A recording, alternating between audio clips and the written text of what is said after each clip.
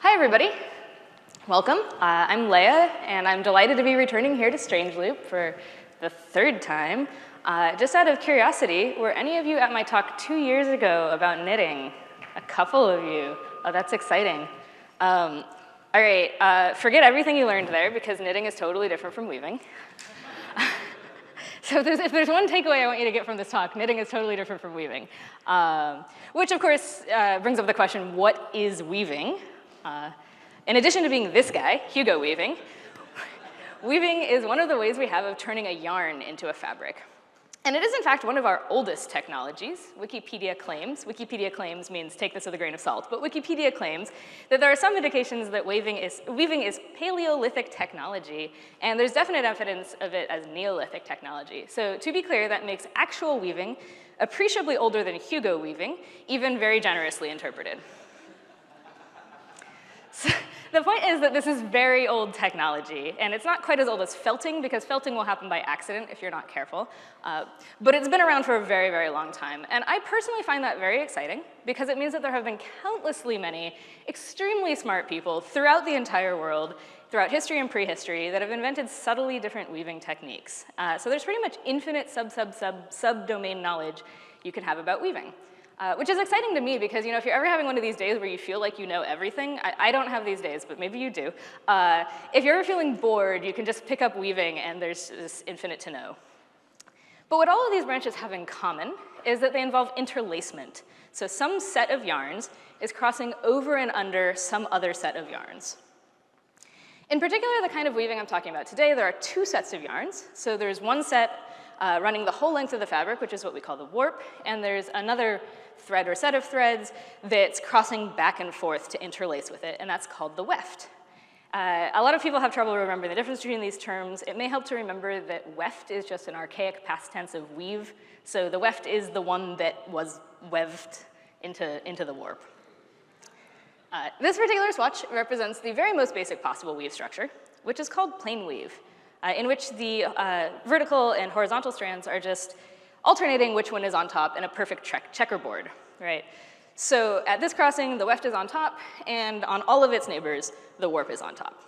We can even sort of collapse these threads together for a slightly more compact notation that looks like this, and this is the notation I'm going to be using throughout the talk to represent a fabric. Something to note is the inherently binary nature of this structure. At a given interlacement point, either the warp is on top or the weft is on top.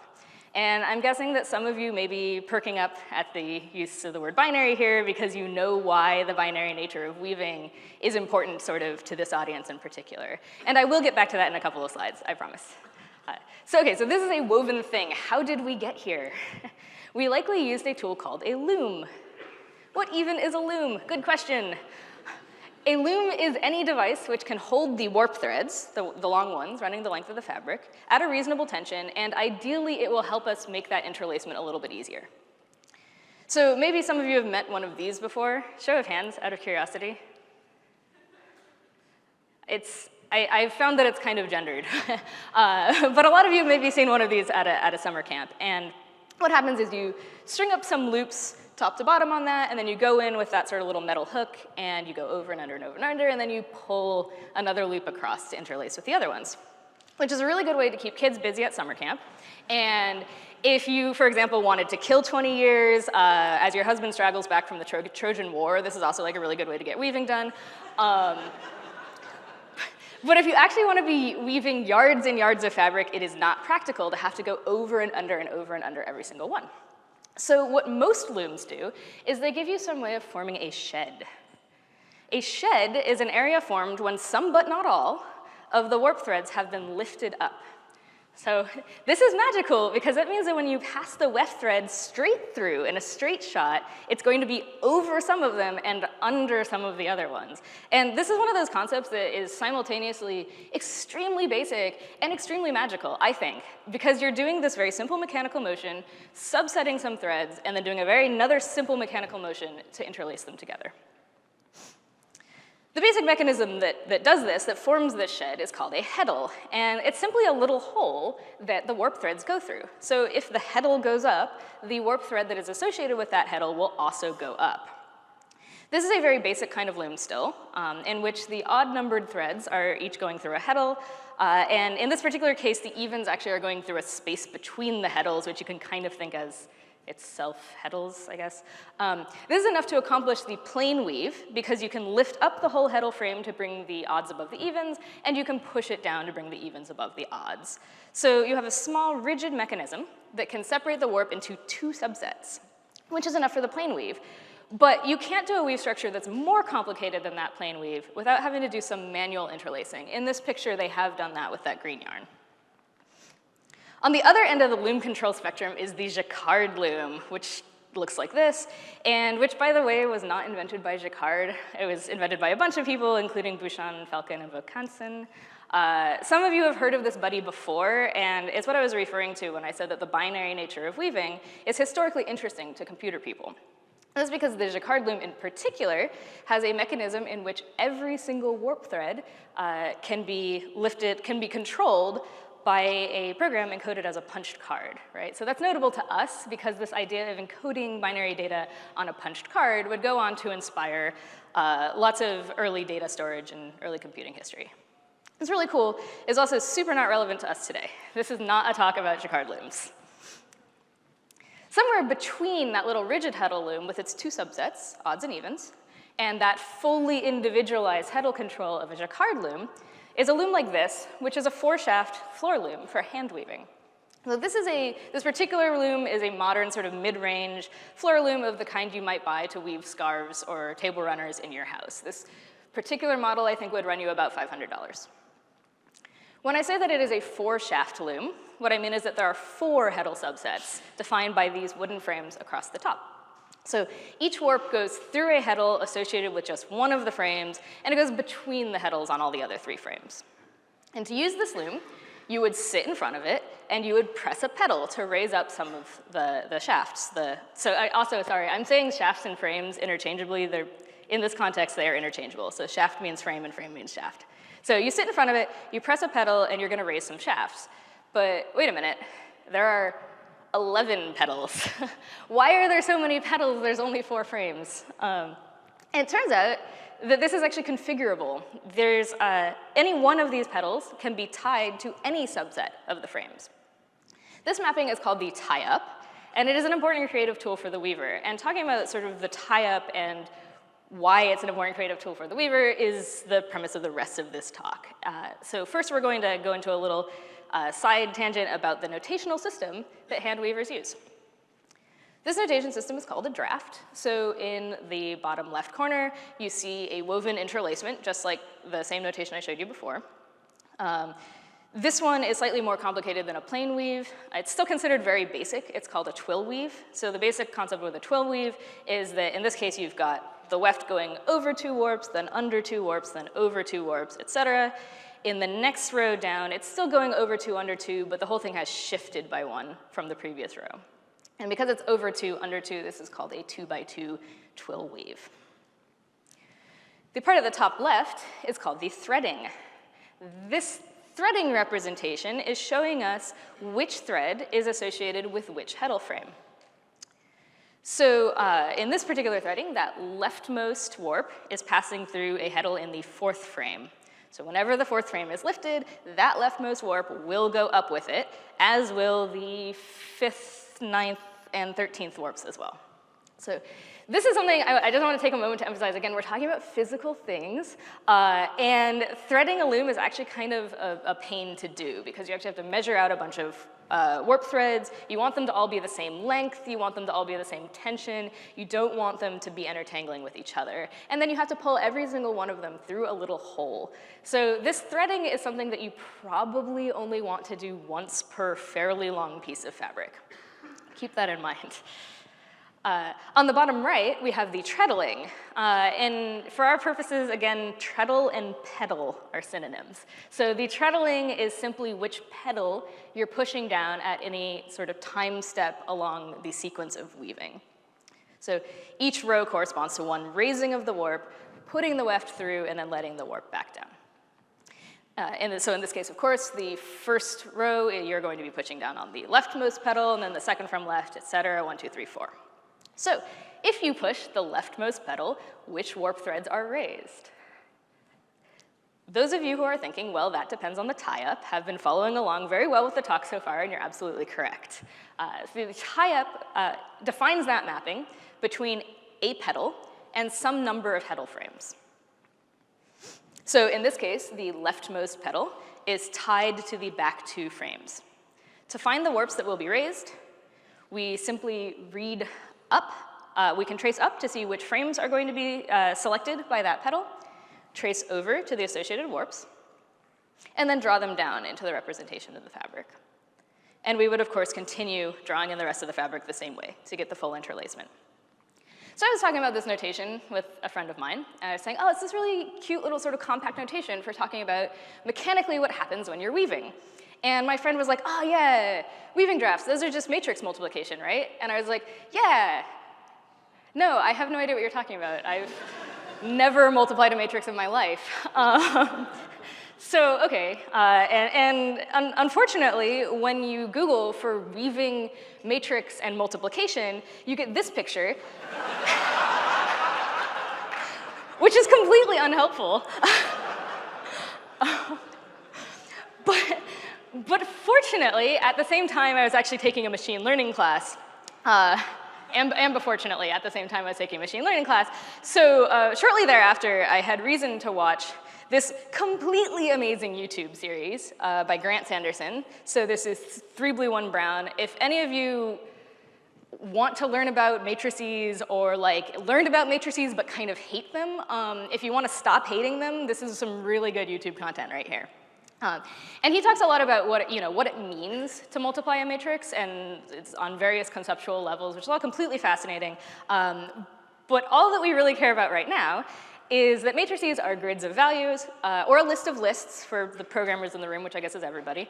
And when you multiply 2 matrices together, you kind of arrange them side by side, or diagonally to each other, such that you can read across the first row of the first matrix and down the first column of the second matrix, and get your answer sort of at the intersection.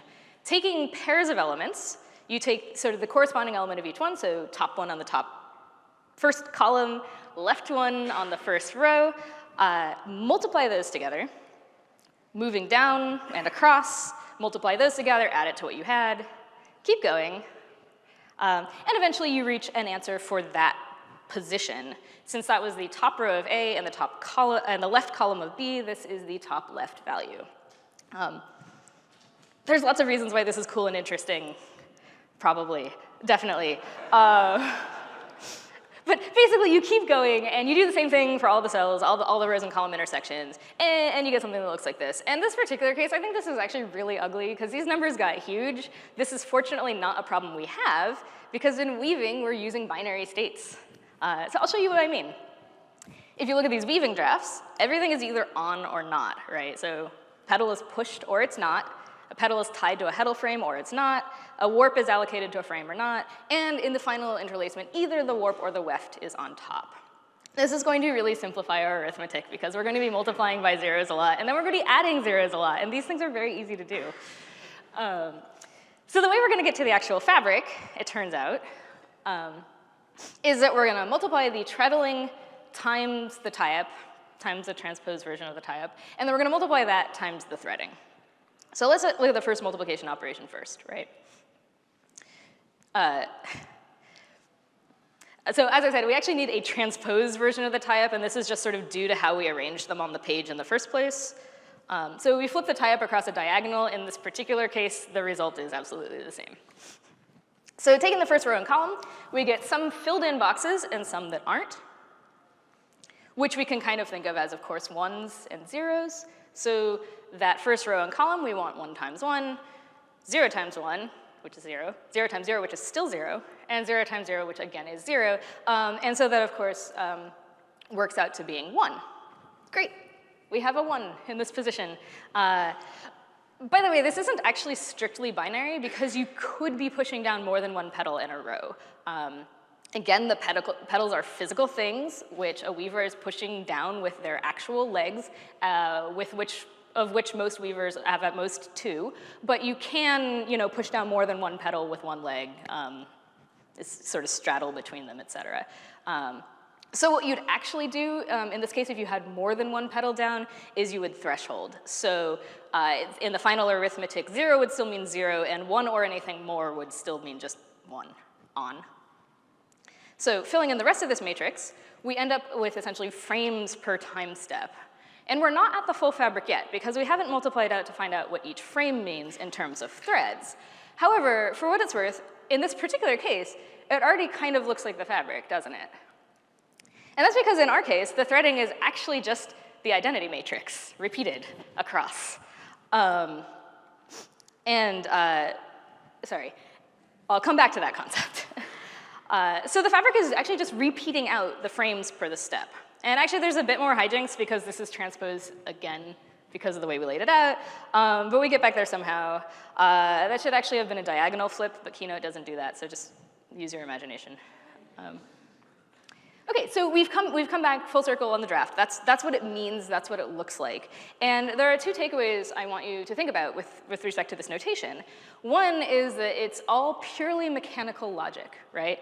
The way we're mechanically doing selection is functionally an AND operation, right? The data passes through if both of these things are true. If the petal is down and the petal is tied to a frame, pass through. And if a warp is associated with that frame, pass it down into the fabric, right? And I find this very, very satisfying. On a mechanical level, we're talking about levers and pedals and stuff, and we're passing data along.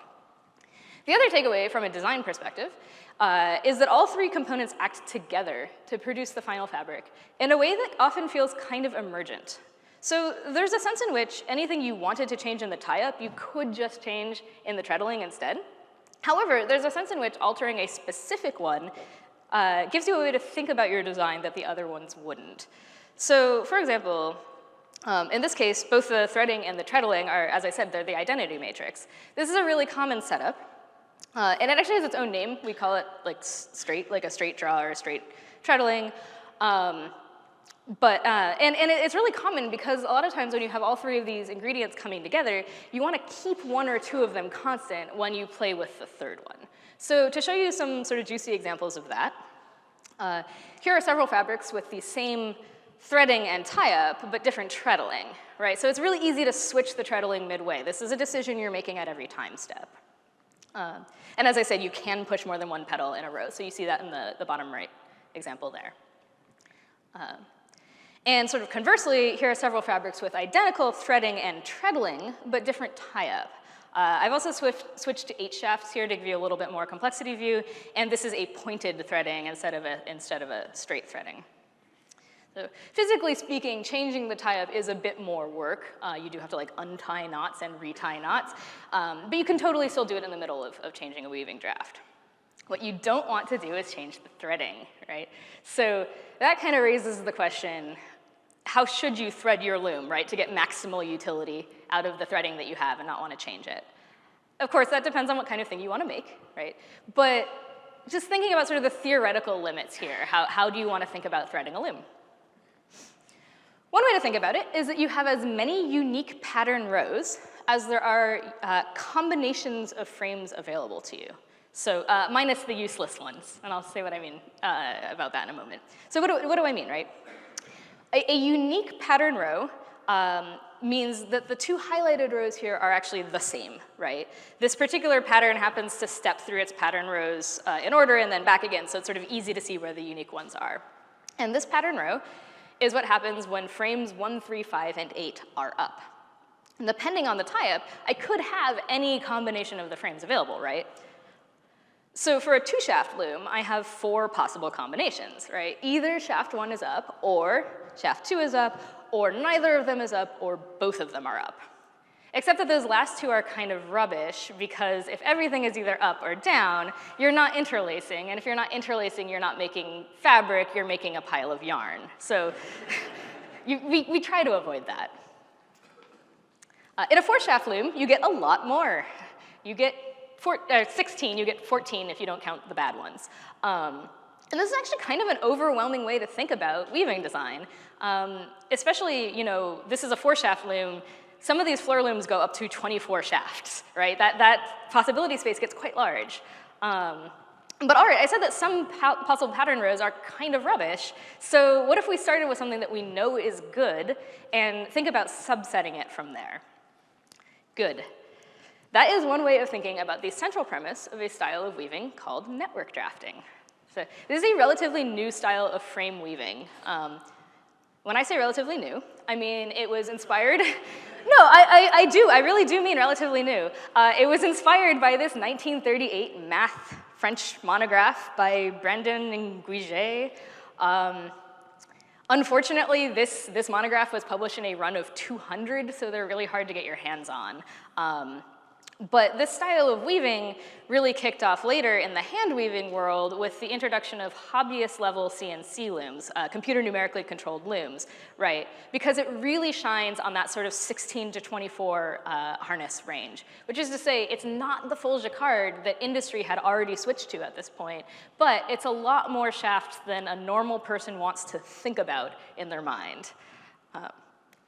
So in 1988, sort of with the introduction of these home hobbyist computer-controlled looms, Masson and Roussel published an inspired work, Shaft Weaving and Graph Design. Oh wait, sorry, this is the one that was only printed as an edition of 200. But fortunately for us, Ann Wells published some notes specifically intended for a home hand weaving audience. And this is available as a free PDF that she put out in 2000.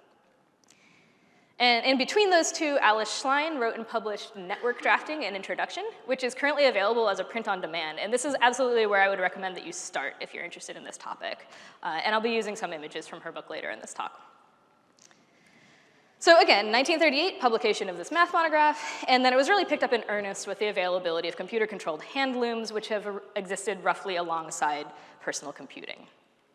And of course, all of this is absolutely an eye blink in the history of weaving, right? You know, this is the last 40 years on a 27,000 year scale, right? So this is super new. Okay, so what is it? What is network drafting? The central idea of network drafting, and I'm going to say this a couple more times to you, is that any cloth structure which can be woven on an initial threading can also be woven on a threading plotted on its associated network. Okay, so there are two, at least, unfamiliar terms here, initial threading and network. An initial threading is simply the very most basic Platonic unit of threading. So this is the one we've seen a couple times today. It's the straight draw, and we've simply gone first thread, first frame, second thread, second frame, etc. So straight draw, aka the identity matrix. And if you did a straight tie-up and straight treadling on this, you would get a fabric that looks exactly like this, a 1x3 twill. To turn an initial into a network, and I want to emphasize this has nothing to do with networks as any of us think of them in this room, but I will say that the fiber artists got to the term first, so this is your fault, not theirs. So to turn it into a network, we repeat it across all the frames we have available to us, and then all the threads that we're using. So if I have a fancy 16 shaft loom, repeat it down, and in this case I'm showing it on 64 threads, which is actually a fairly small number of threads, but it's what fits nicely on this slide. So the important thing to note here is that the network is not a threading. After all, every thread can only be associated with one heddle frame, so in an actual threading, you'll only see one filled in square per column. So what this is in fact a space of possible threadings. What we've done is we've constrained a given warp thread to a choice of just 4 frames instead of all 16 frames. To pick which frame a given warp thread will actually be in, we draw a pattern line like this, which is going to form the basis of the design. So this is just any sort of expressive line that you feel like designing with. And this is one of the major points of creativity in network drafting is picking this line in the first place. Once you have the line sort of superimposed over your network, you simply pick the legal threading position that is closest to that line for a given warp thread. In this case, I'm picking a sense of closest, which actually means closest above, and I'm wrapping the pattern vertically when that would have gone out of range over the top. So you can see that as the line is close to the top of the network, I've come up to the bottom of it instead. So the overall actual threading looks like the orange ones in this diagram. And because this is now a threading, I can put it into a draft. And this is what it would look like with a straight tie-up and a straight treadling, which is not exciting and pretty rubbish as a fabric because there are all these very long stretches without a warp on top. But I brought it into this draft because I want to illustrate a point. The point is this. Any cloth structure, which can be woven on an initial threading, can also be woven on a threading plotted on its associated network. So what that means is that it's always possible for me to reconstitute the initial fabric from this threading. So if I have this sort of fairly aggressive, uniformly distributed tie-up, which, now that you mention it, kind of looks like the network, I can get back to my 1x3 twill. What's changed, though, now, is that I can alter some areas of the fabric without having to alter the others. So if I sort of say that the middle part of the pattern is actually two warp threads on top in a row instead of one thread, my pattern line magically reemerges. Okay, so why does this work, right? I want to return to the idea of threading as picking subsets. On our little 4-shaft loom, we only had 4 possible subsets among which to allocate our warps. Because of the magic of tie-up and treadling, those 4 subsets can still create a variety of effects. So I've shown you here a 1x3 twill, a 2x2 twill, and a 3x1 twill. You could do lots of other things also with the same threading, but even just these 3 are actually, I would say, pretty satisfying, because if you have a contrasting warp and weft like this, you functionally have a light, medium, and dark gray. The problem is, on a 4-shaft loom, you can't do all of these at the same time, by which I mean sort of in the same rows of fabric. Threads 1 and 5 are through the same heddle frame, which means that their fates are inextricably mechanically linked. However, if you could wrench those subsets apart, you could address the middle section separately when you wanted to. Of course, you could always address both sections together because any structure, which can be woven on an initial threading, can also be woven on a threading plotted on its associated network, as we all very well know now. But you don't have to. So here are 2 areas being addressed independently and then together. So in the top part, I'm just doing a 3x1 twill on sort of left and right chunk of this draft, and then in the middle, I'm doing a 1x3 twill on the middle, and then in the bottom part of the draft, I'm doing both of them together. I'm sort of interlacing these instructions into one line. This idea, by the way, the idea that you can have a couple of different things happening on one line and interleave the instructions themselves is broadly called block drafting, and that is a popular concept in hand weaving in general. So that's how most shaft weaving works for most kinds of patterns. What's unique about network drafting in particular is the idea that you can kind of phase between the blocks, because if you've picked your blocks correctly, you can sort of be half in one block and half in another. So this is what leads to the unique aesthetic of network drafting. And this is the payoff part of the slide where I show you of the talk where I show you a bunch of beautiful network drafts. So I've been showing you a lot of close-ups, right? We've been looking at these like sort of 30 thread wide things. Of course, actual weaving tends to be at least 10 threads per inch. So you're going to see more of a scale like this in an actual fabric. And network drafting in particular is really known for these graceful flowing curves. And in this case, you're seeing the arc of the treadling sort of alongside the right there. I know it's small, but as I said, we've zoomed out quite a bit. The arc of the treadling is itself several times longer than the actual width of the fabric. So you're getting these long curves over the length of the fabric. Another major aesthetic characteristic of network drafting is harmonics, or echoes. And this is something that, if you're interested in this is actually what most of the math in the math papers is about. But sort of intuitively speaking, you can think of the fact that because you're always phasing between blocks, sometimes you're picking up a little bit of the next repeat of the next block. So you get these echoes. You get these harmonics off of your main motifs in network drafting. And this is, as I said, this is sort of where the math is in the math papers, but it's also something that hand weavers who are trying deliberately to play with their aesthetics will either try to really bring out or kind of suppress.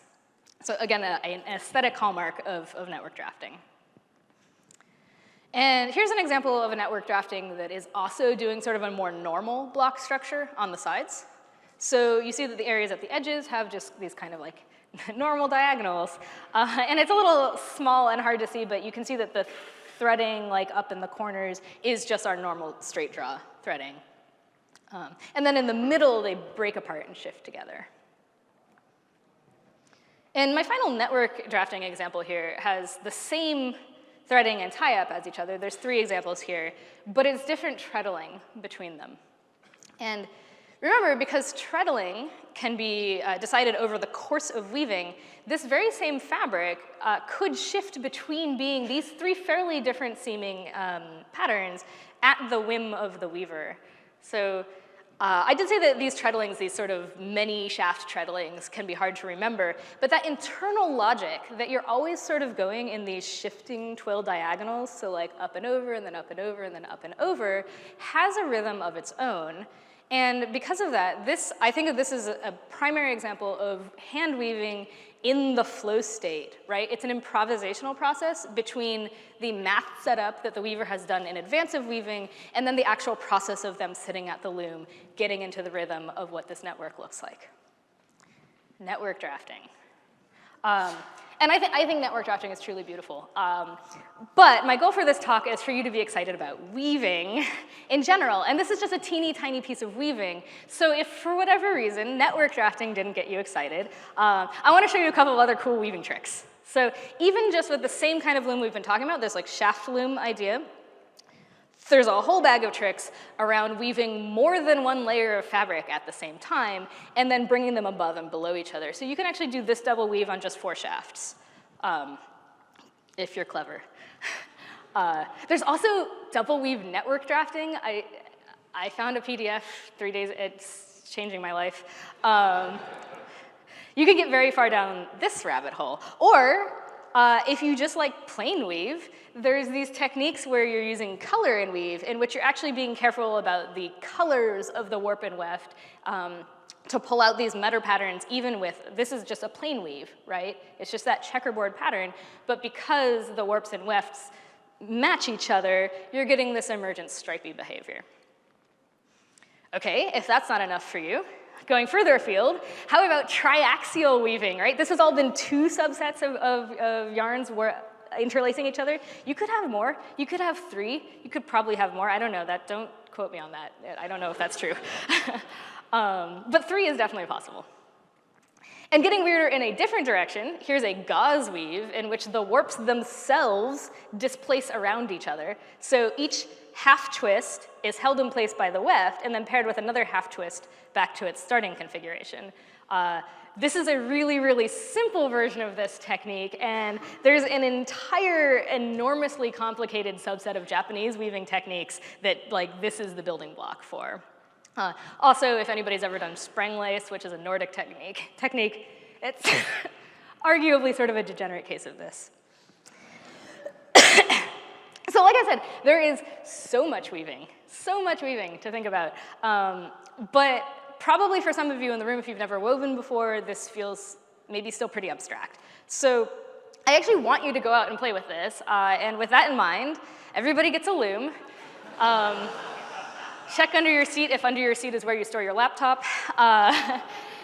So I would like you to go to this URL, at your leisure. We've got lunch coming up. Maybe you could spend your whole lunch playing with this little software version of a loom. So this is client-side JavaScript. You can click on the little thingies and get the draft to come out. Also, you can drag and drop in a weaving draft in sort of the normal weaving draft format, which is totally a thing because weavers are nerds. And you can download it and re-upload it the same way. And this is kind of a virtual loom, right? It's going to give you this idea of what your fabric would look like, but I want you to actually weave.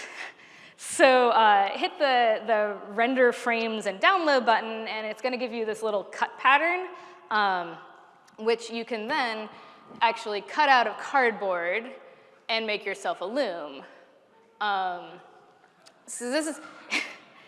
there's a million ways you can make a loom. This little video is showing how to make a shoebox loom, which is, exactly what it sounds like. I'm using some pieces of PVC to hold my warp, but you could use whatever. You could use pencils if you're making it slightly smaller. I have access to a laser cutter because I'm lucky, so I was able to laser cut my little heddle frames. But you could instead literally just X-Acto knife them out of a piece of cereal box. This is all very legitimate ways of making looms. You don't even need the box, right? You could tie your warps to your waist on one end and to a tree on the other end. That's called a backstrap loom, by the way, and they're like tremendously popular around the world because they're extremely portable, right? You can take your weaving with you wherever. You just need a little bit of tension and you need a way to make a shed. Yeah, this is the tedious part. Remember I was like, you have to pull all the threads through all the holes. That's why we sped up the footage.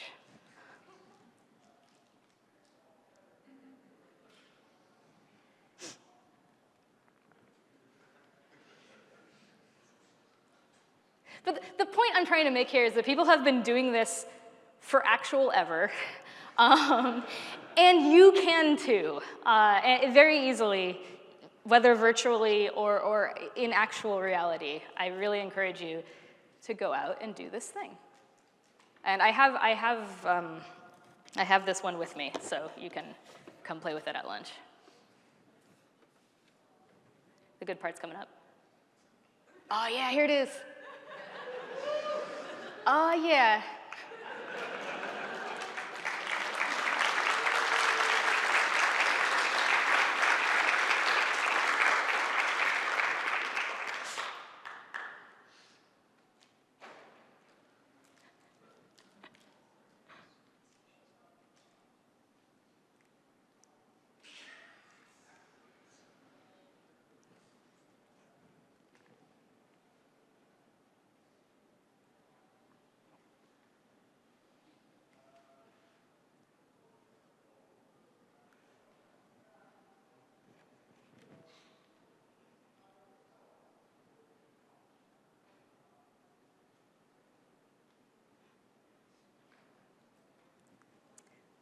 Okay.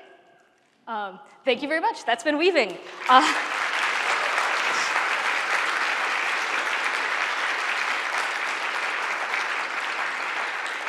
And I do have 2.5 minutes, and I do have 2.5 questions, 3.5 questions.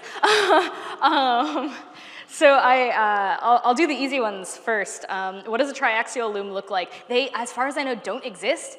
But I could be totally wrong. You should look this up on the internet. So that wasn't actually an easy one, but it's a question for you. What did I use for the diagrams? Most of the weaving drafts I just made in that little JavaScript thing, probably, obviously, and everything else was made in Illustrator. How would you extend the binary matrices to represent different thread colors? I have no idea. I think that probably some people in this room might have ideas about that. Gosh, I mean, I don't know, some sort of tuple or something. Y'all are the computer scientists. Cool, you can think about that. All right, thank you.